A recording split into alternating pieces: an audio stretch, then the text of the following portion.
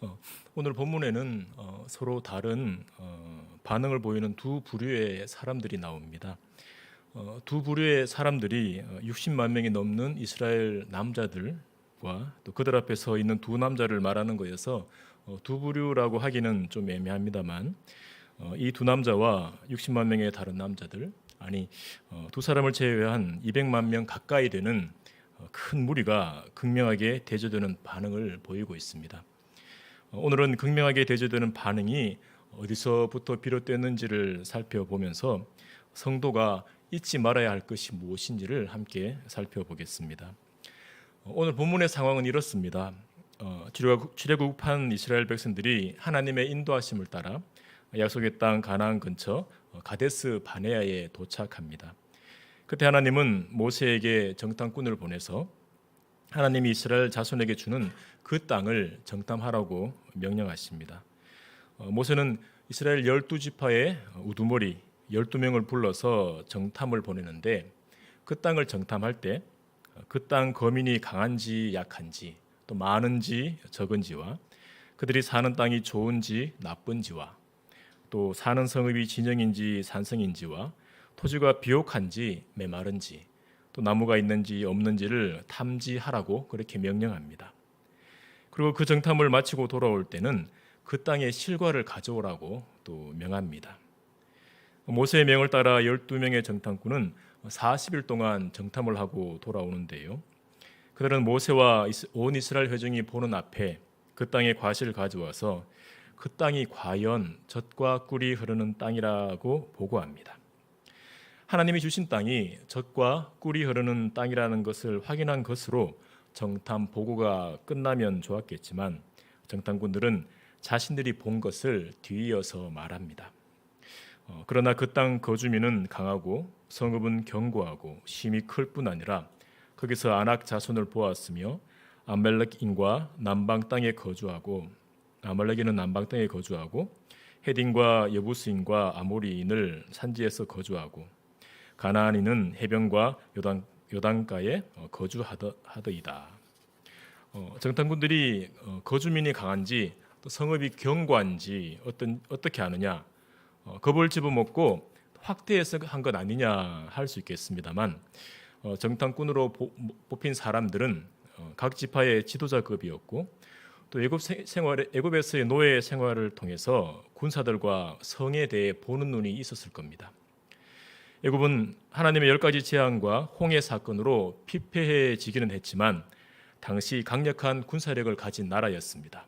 그런 나라에서 노예로 살면서 애굽 군사들이 어떤지 봤을 것이고 또 국고성 건축에 동원되면서 또 성읍이 어떻게 건축되는지도 경험했을 겁니다.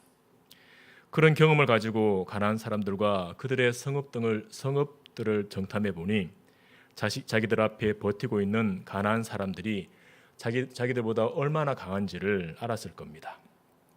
그리고 12 정탐꾼에 포함된 여호수아와 갈렙도 현실적으로는 가나안 사람들이 자기들보다 훨씬 강하다는 것을 알았을 겁니다. 그러나 갈렙은 그 쉽지 않은 현실만 전하는 것에 그치지 않고 술렁이는 백성들을 조용히 시키면서 이렇게 말합니다. 우리가 곧 올라가서 그 땅을 취하자. 능히 이기리라. 갈렙이 이렇게 말했지만 이미 다른 10명의 정탐꾼들은 그들 나름의 결론을 내리고 백성들에게 이렇게 말합니다. 우리는 능히 올라가서 그 백성을 치지 못하리라. 그들은 우리보다 강하니라. 그리고 조금 전에 과연 젖과 꿀이 흐르는 땅이라 해놓고는 그 땅에 대해 악평을 이렇게 합니다. 우리가 두루 다니며 정탐한 땅은 그 거주민을 삼키는 땅이요 거기서 본 백성은 신장이 장대한 자들이며 거기서 네피림 후손인 아낙 자손의 거인들을 보았나니 우리는 스스로 보기에도 메뚜기 같으니 그들이 보기에도 그와 같았을 것이니라. 정탐꾼들은 갈렙과 똑같은 어려운 현실을 보면서 갈렙과는 다르게 판단하면서 악평을 늘어놓았습니다. 갈렙과 10명의 정탐꾼은 그들이 정탐한 사실을 있는 그대로 보고했고 그 위에 자신들의 판단을 내놓았습니다. 갈렙은 올라가서 그 땅을 취하자 능히 이긴다 했고 10명은 올라가서 치지 못한다 하면서 악평했습니다. 이스라엘 온 회중 앞에 사실에 기반한 서로 다른 두 판단이 놓여진 것입니다. 그들의 보고를 들은 이스라엘 백성들은 어떻게 반응했습니까? 1절을 보시면 온 회중이 소리를 높여 부르짖으며 백성이 밤새도록 통곡하였더라 했습니다. 10명이 내놓은 악평은 점점 퍼져 수십만 명 넘는 온 회중에게 전달되었고 그들은 하나같이 소리 높여 부르짖고 밤새도록 통곡했습니다. 남자만 60만 명, 또 그들의 가족까지 합치면 200만 명 가까이 되는 사람들이 큰 소리로 부르짖고 밤새도록 통곡했다면 그 소리가 어떠했을까요? 밤하늘을 울리면서 가데스 바네아 땅을 진동시키지 않았을까요? 그렇게 밤새도록 통곡하는 동안 이스라엘 자손들 마음에는 원망이 점점 커졌던 것 같습니다. 그래서 이스라엘 자손들은 그들의 원망을 모세와 아론에게 쏟아내면서 이렇게 말합니다. 우리가 애굽 땅에서 죽었거나 이 광야에서 죽었으면 좋았을 것을 어찌하여 여호와가 우리를 그 땅으로 인도하여 칼에 쓰러지게 하려 하는가? 우리 처자가 사로잡히리니 애굽으로 돌아가는 것이 낫지 아니하랴. 백성들은 그들을 구원해 내신 하나님의 은혜를 깡그리 무시하면서 하나님이 약속하신 젖과 꿀이 흐르는 땅에 들어가기보다 힘겨움에 부러졌던 애굽으로 돌아가는 것이 더 낫다고 합니다. 그러면서 그들은 하나님께 묻지도 않고 모세와 아론을 무시하면서 이렇게 결정합니다. 우리가 한 지휘관을 세우고 애굽으로 돌아가자. 애굽인들이 그들을 환영해 줄 것도 아닌데 애굽에 돌아가면 어떤 삶이 기다리고 있는지도 모르면서 무작정 애굽으로 되돌아가자고 합니다. 이스라엘 백성들이 이렇게 모세와 아론을 원망하고 더 나아가 그들을 구원해 내신 하나님까지 원망하면서 애굽으로 되돌아가자 하는 이유가 무엇일까요? 무엇이 그들로 하여금 이렇게 극단적인 반응을 보이게 할까요? 9절에서 그 이유를 엿볼 수 있습니다. 우리 9절을 함께 읽겠습니다. 시작. 다만 여호와를 거역하지 말라. 또 그 땅 백성을 그들은 우리의 먹이라.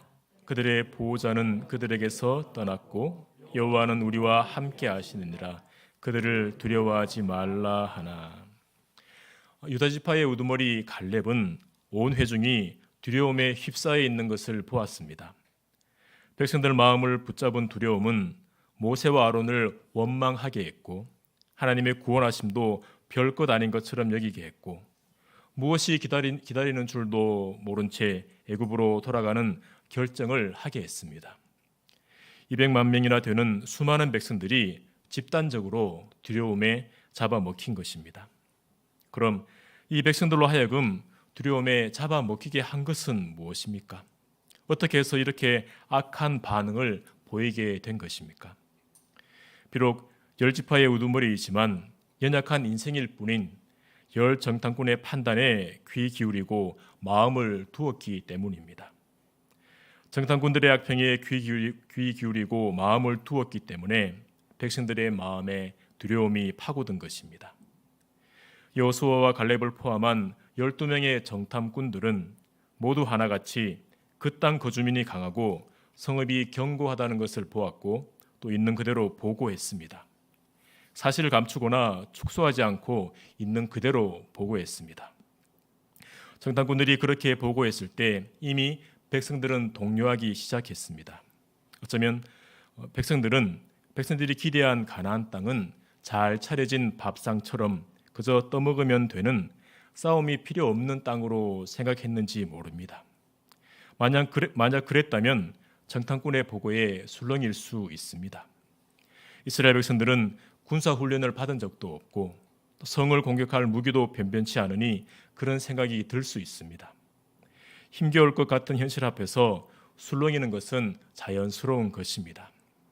하지만 그런 감정들을 이해해 준다 해도 이스라엘 백성들이 자신들을 더욱 두렵게 만드는 악평에 더 귀를 기울이고 마음을 둔 것은 큰 잘못입니다. 그때까지 인도하신 하나님이 앞으로 어떻게 역사하실지를 염두에 두지 않고 우리는 올라가지 못한다. 그들은 우리보다 강하다.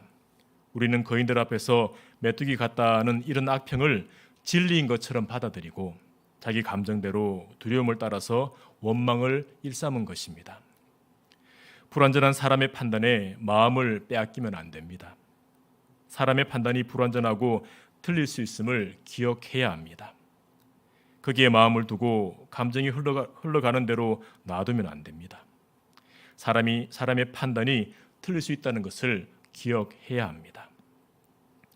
정탐꾼들의 악평을 따라 두려움에 휩싸인 백성들이 원망을 쏟아낼 때 모세와 아론은 이스라엘 자손의 온 회중 앞에서 엎드립니다. 이 엎드린 모습을 다른 번역에서는 얼굴을 땅에 대고 엎드린 것으로 묘사합니다. 한두 사람이 아니라 수십만, 수백만의 회중이 분통을 터뜨리며 원망하니까 그 두려움에 짓눌려 두 사람이 엎드린 것은 아닐 겁니다.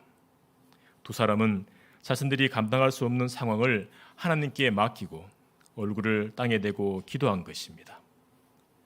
모세와 아론이 그렇게 엎드려 있을 때 온 회중들이 자신들의 격한 감정을 마구 드러내고 있을 때 그 거센 분위기에 아랑곳하지 않고 두 사람이 움직입니다. 6절을 보시면 그 땅을 정탐한 자 중 눈의 아들 여호수아와 여분네의 아들 갈렙이 자기들의 옷을 찢고 에브라임 지파의 우두머리 여호수아와 다윗 지파의 우두머리 갈렙이 자기들의 옷을 찢고 백성들 앞에 나섭니다. 옷을 찢는다는 것은 극한 슬픔과 고통과 분노를 표현하는 행위입니다. 여호수아와 갈렙 두 사람은 온 회중이 밤새도록 소리 높여 부르짖고 통곡할 때 그것을 다 듣고 함께 침통해 했을 겁니다. 하지만 그들은 온 회중과 함께 두려움이라는 감정에 휩싸이지 않았습니다. 오히려 두려움이 아니라 슬픔과 고통을 느끼며 옷을 찢어버립니다.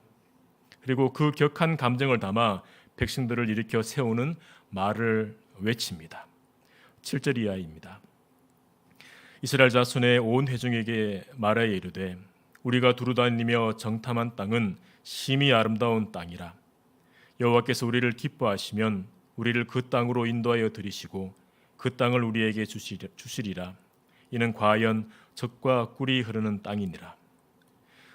두 사람은 주변에 있는 수많은 회중을 향해 하나님이 주신 땅이 심히 아름다운 땅이라 하면서 하나님이 약속하신 대로 행하실 것을 백성들에게 외칩니다. 두 사람도 가나안 땅에 버티고 있는 현실, 자기들보다 강한 가나안 사람들과 견고한 성읍들을 보면서 마음이 편하지는 않았을 겁니다.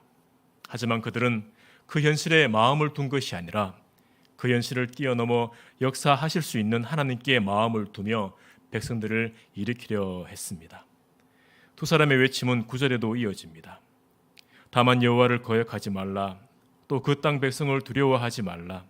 그들은 우리의 먹이라. 그들의 보호자는 그들에게서 떠났고 여호와는 우리와 함께 하시느니라. 그들을 두려워하지 말라 하나.